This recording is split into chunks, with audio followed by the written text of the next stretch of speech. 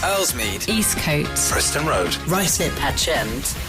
more Than just music. This is Radio Harrow. This is Radio Harrow. This is December. What is December? What is the great thing that happens in December? It has to be the pantomime, doesn't it? And the greatest pantomime ever to be held at Harrow Arts Centre is Aladdin. And I was fortunate enough recently to go down to Deptford in South London and to meet with a great cast. So, yes, here we are with the cast, almost the whole cast, I think was coming along, of Aladdin, the greatest pantomime. We've already had some great pantomimes in Harrow, but this is the greatest one. And in no particular order, we have Ashley Cavender playing Wishy Washy. Wishy Washy. Yeah. I seem to remember Wishy Washy. And there's the dame as well, isn't there? There is. Last year I was Jolly Jacques in Harrow, and this year is pretty much the same character, Wishy Washy, the kind of comic. And I've got a new mum this year. Hi. Played by... Hi, I'm Adam J. Price, playing Widow Twanky, the Dame. You look like the dame, actually, not even you. Thank you. Most people say that on a daily basis. And this is... No, I'm actually playing the Genie of the Lamp. My name is Jack Ballard, and I'm playing the Genie of the Lamp. The genie, and we have... Yeah, James Sterling, and I'll be playing Ebenezer. Ooh. Oh, yeah, I can't wait. Karis Hine. And you're playing... Spirit of the Ring. Sorry, is that a traditional part in Aladdin? Yeah, so in the original story of Aladdin, Aladdin finds... Ebenezer has a ring and summons the spirit of the ring, and then they meet the genie later, but obviously in the Disney version, the spirit didn't make the cut, and they cut spirit out of the story, and the genie is, henceforth known as the magical one. But in the traditional pantomime, you have the spirit of the ring and you have the genie. I'm Fiona Carty, and I play Princess Blossom. We have named our Princess Blossom in this one. And again, is Princess Blossom part of the original story? Well, there's always a princess, but I think her name can vary depending on the production. But in our production, she's called Blossom. And my name is Luke Haywood, and I'm playing Aladdin. Oh, so you are the, do we say you are the star? You could say that. The title character. we'll call it that. No, it's slightly unusual because I always thought that the main character was played by a woman. It's sort of like an old tradition that in some pantomimes that the male lead will be played by a female, but I actually think that tradition's sort of dying out now. And people tend to cast it now as the actual intended written gender. Pantomime, theatre, or film and television, which is the best? I don't really know if there is which one that's the best. It's just very, very different. Pantomime is completely different from anything else. And only British people get it. If some people come over from America or Australia, they come and watch and they're like, what's happening? But British people, it's amazing, it's fun. A lot of people grew up with it. Some people, it's their first experience of going to the theatre. And everything's big, energy and bright colours, glitter everywhere, and it's just fun. Which differs from a lot of other theatre, straight plays, for example. It's completely different from most Shakespearean plays. And then obviously completely the other end of the spectrum from film and TV, where everything's really understated. I was just thinking, actually, sort of Shakespeare, take Richard III, now is the winter of our discontent made glorious summer by the sun of York. Oh, no, it isn't! Yeah, I don't know. I mean, Shakespearean plays are quite kind of long enough as they are, I think. Yeah. So if after every line you have the audience shouting, oh, no, he isn't, or he's behind you, when Banquo's ghost appears, I don't think that it would go down too well. Well, that's almost like pantomime, isn't it? It is, yeah. There are we similarities. mustn't talk about Scottish play. No, not at all. Absolutely not. Pantomime, legitimate TV? Well, again, they're so different. I think pantomime is so special because it's for children, but also for families, and it's the first chance that kids usually get to experience theatre. So it is quite a responsibility to make sure that you send kids away wanting more and keeping them interested in the arts. But I don't think you can really compare the different media, really. They're just so different. Yeah, for me, theatre's always been a big part of my life, and pantomime, like Fiona said, it very much brings the children into the theatre and is very much their first introduction to the theatre. So it's important for us to create such a positive experience for them so they go away wanting to come back next year, wanting to keep coming to the theatre for the rest of their lives. Yeah, because we're talking about film and TV where you've got all the special effects and then computer games. And I think a lot of young people seem to experience life through a screen rather than actually on live characters on the stage. Yeah, I think more so nowadays than like when I was little and used to go to theatre. Obviously, the more into the future we get, the more things are all on screen. So I think it's really important to keep, especially things like pantomime, alive. And it's great that it's still as big as it always was. And I think it's really, like Fiona said, it's really important to bring children and families into the theatre, and pantomime is such a great way of doing that. And I think in this day and age where everyone watches so much TV, it's great if they can just go out and see a show. It's fantastic. Yeah, everything is especially because pantomime is so colourful and exciting, and that's what kids are looking at on their iPads. They may as well see it in real life and be able to interact with it as well. Because I think there's nothing more annoying than... And how do you deal with it if you see someone sort of playing with their phone in the audience? Just tweet about it afterwards. No, there's nothing you can do, but it is. I don't know why you would pay your money to spend it looking at something else. The theatre is so interactive and so it's just so exciting. You should turn your phone off at the door. When you're not on that stage, interacting with the audience, when the auditions aren't coming through, what do you do with your life? I do many things. In between jobs, I'm actually a children's entertainer. So I basically still jump around and wear glitter. I entertain at children's parties. And what do you do? I do various things. I'll teach sometimes, and I will work in temp jobs. There's anything to keep the bills paid while the auditions are hopefully coming in. Fingers crossed. I teach and choreograph for my old college that I went to in Nottingham, and I'm also a duty manager at a cellar door venue in Peterborough, and I also work for my brother's paint spraying and decorating company. So there you go. It's versatility, but you guys seem to... It's almost like it's in the blood, isn't it? I think. I've tried a few times to not. I was like, I'll give up now, and I'll get a real job. But it always end up coming back to it because it's what you're kind of meant to do. When you're an actor, you sort of you can't get away from it. Really, it's a tough decision to ever say you're not going to do it anymore because it is something that's really a part of you. So, Aladdin, it's a real sort of, it's a pantomime, isn't it? One could say intellectually it comes from 1001 Nights, but it's always fun. I can actually remember being taken to Aladdin on Ice when I was about 5 years old. Oh. Yeah, the first pantomime I ever saw was Aladdin, actually. And I think it's a good one for kids to come and see because...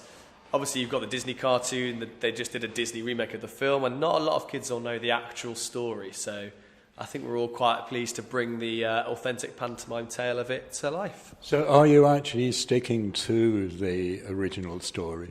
Yes, we are. So there's no Princess Jasmine. That's Princess Blossom now, and we've got the slave spirit of the ring in ours. We've still got the genie, obviously.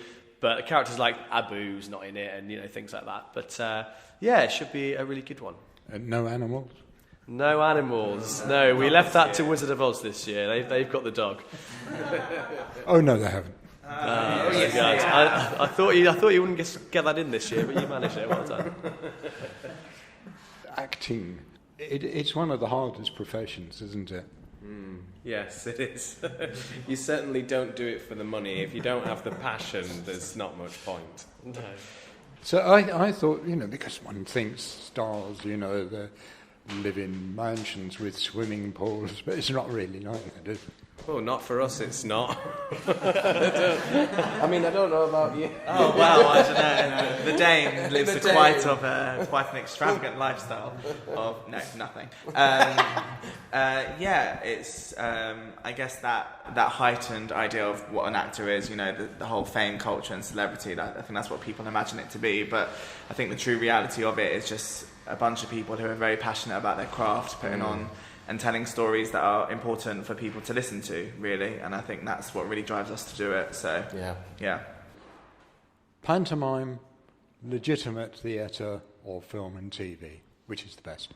Absolutely, without a doubt, it has to be pantomime. It's the one time of year that anybody can come to the theatre, young kids, the older generations, and everyone's just there for a really good time, and the energy is just through the roof.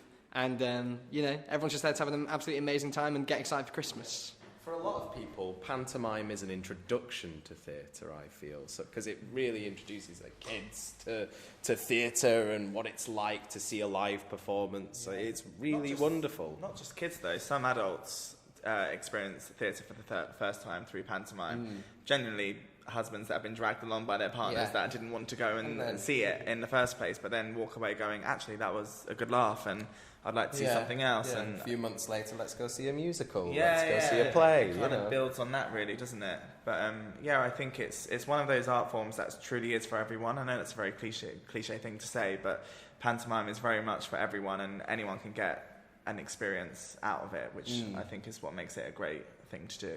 Yeah, I think my experience, it was the first time. I think it was at Wembley, but it was huge, so you see these little dots on the stage, which isn't quite the same thing, is it? Do you actually need to have a sort of very intimate theatre, like Harrow is, to actually make pantomime work? I think you use the space that you've got, I've done pantos in 100-seater venues, but it's been great because, it doesn't matter if you're performing to sort of 20 people or 2,000. You need to give the same show every time. But I think if we know this is going to sell out. Like Harrow, we've been back to, this is our third year there now, I think. So we know what the audiences are like. We know we're going to get full houses of screaming kids, excited grown-ups, everything. So we know that's the kind of audience we're playing to. But, you tailor each show differently depending on how big your audience is. But you never go less than 100% in whatever you're doing. We were talking about Disney, we were talking about working in film and TV. It's very different, isn't it? Because you can't do all these wonderful CGI and all these tricks that you can do. For example, how does the genie appear? Well, you'll have to come to see the show, I'm afraid. All we can say is there's going to be lots of magical moments, and it'll just be the traditional panto magic, so you'll have to try and figure it out for yourselves. We were talking about sort of relatively intimate spaces. Is the audience as much a part of the performance as the performers themselves? It doesn't work without the audience, I think. They're such a crucial part of a pantomime. Without the audience to play off, we really have nothing to go on. We can give as much as we can get, but with the audiences we know we're going to get in Harrow, we know that it's just going to spur us on just to give 100%, if not more, every single time we perform. I think we're lucky with the people we're going to get in Harrow this year, I think, So, it finishes at the end of the month, doesn't it? Yes. Have you guys got anything else to do in this sort of winter of our discontent? Just Christmas holidays. This is it for actors. Actors in the winter, you do pantomime or you do nothing. This is what you do every year. But after that, it's back to auditioning, back to seeing what comes up, and feeding off of our high of pantomime and riding the wave as long as we can. We were speaking about commitment, and I know it's very difficult, isn't it? Because you can't be doing that all the time, and I suppose the adrenaline goes. It can do, but I mean, every job you get, you sort of think, that's what I was born to do, that's what I love doing. Right, how can I make that happen again? Let's look, what jobs are going, Can I audition for that or that or that?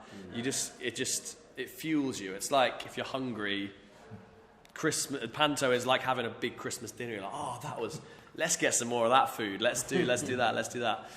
We've got to keep eating as actors. Like, legitimate.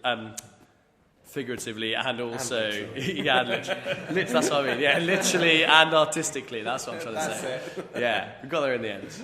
So, do you guys do sort of legitimate theatre as well? Yeah. I mean, I think... audition for it. Yeah. And I was told that success is actually being rejected. Otherwise, you're not going to be a pro. Well, yeah. I mean, yeah. You never hear anyone at the Oscars or any other award ceremony saying, "Oh, this has just come so naturally to me. I've never had rejection. Because I was born at the top." Really, you always say, "Look, I've been through so many rejections." You see memes everywhere of like, "Did you know Morgan Freeman never had a role till he was 53? Did you know J.K. Rowling got rejected by the Beatles? Never got signed by these." Like everyone gets rejection, and actors is I think. You're one of the most likely to be rejected over and over and over again, but you keep going for that one time you get it. You get 1,000 no's before you get a yes. That's how it goes. So, for the youngsters who are listening, and even guys and girls at the radio station, who are learning to be presenters, recommend or not recommend going into the business?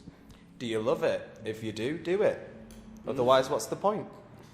Yeah, you have to be truly passionate about what you do in order to stick it out in the industry. So if you sleep, eat, breathe it, then you shouldn't really stop yourself from trying at least, and then just persevering.